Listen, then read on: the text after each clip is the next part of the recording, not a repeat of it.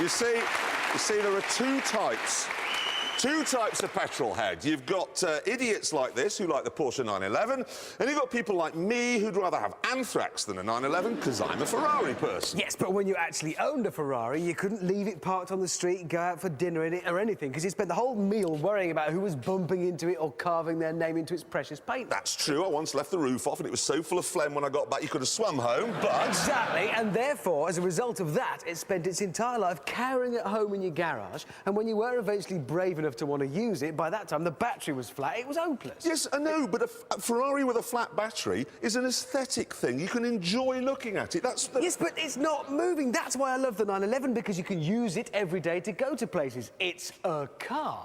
And now there's a new turbo version, which we asked him to drive in the hope he'd see the light.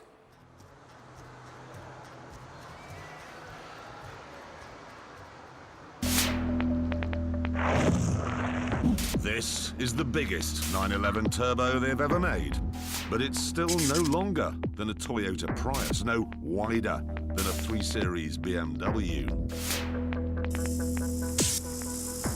And unlike a normal supercar, it doesn't have Marilyn Monroe hips, so it doesn't get stuck in multi-story car parks. What's more, it's not like threading through traffic in a postbox.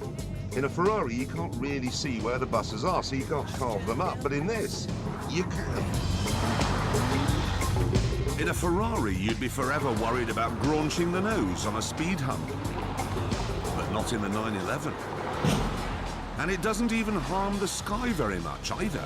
It may have a flat 6 twin-turbo engine, but it only produces 300 carbon dioxides. That's 100 less than you get from the back of a Ferrari 430. And if you drive this car through a really polluted city, Los Angeles, Calcutta, Harrogate, something like that, the gas coming out of the exhaust pipes is less toxic than the air going into the engine. And I'm not joking, that's true.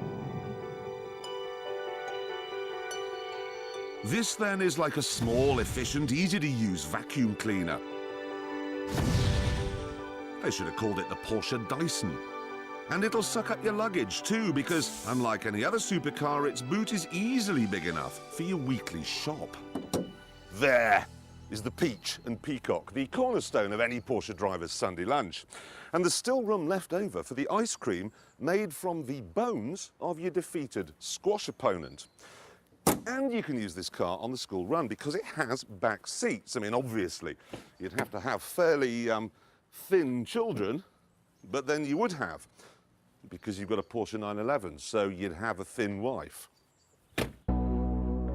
I will concede, then, that there's no everyday situation that flummoxes a 911 turbo. And so, because you can use it every day, its battery won't be flat when the moment is right. And you fancy a drive.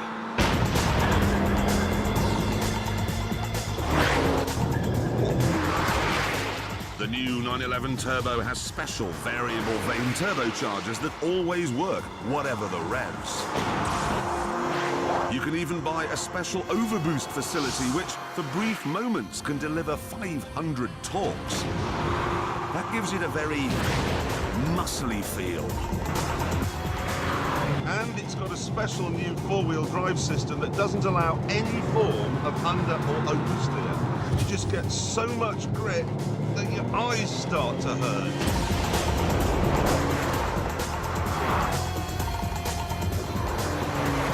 Like being in a capsule of speed. So, when the sun goes down, you can really get cracking. Okay, let's engage the stability management program and put it in sport mode. That's changed things a bit.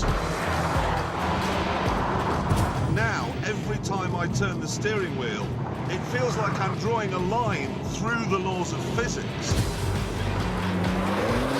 This is not driving. This is pure maths. So how does it compare to my beloved Ferrari?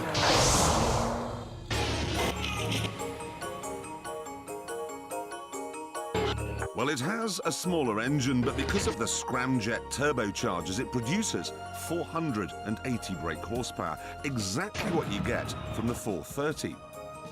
But then this is lighter than the Ferrari thanks to aluminium doors which weigh just 11 kilograms each. It's also £20,000 less expensive.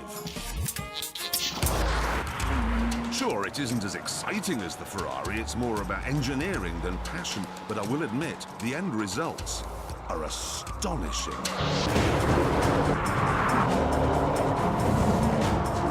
Let me give you some performance figures. 0 to 60, 3.9 seconds. Top speed, near as makes no difference, 200 miles an hour. But this is my favourite, okay?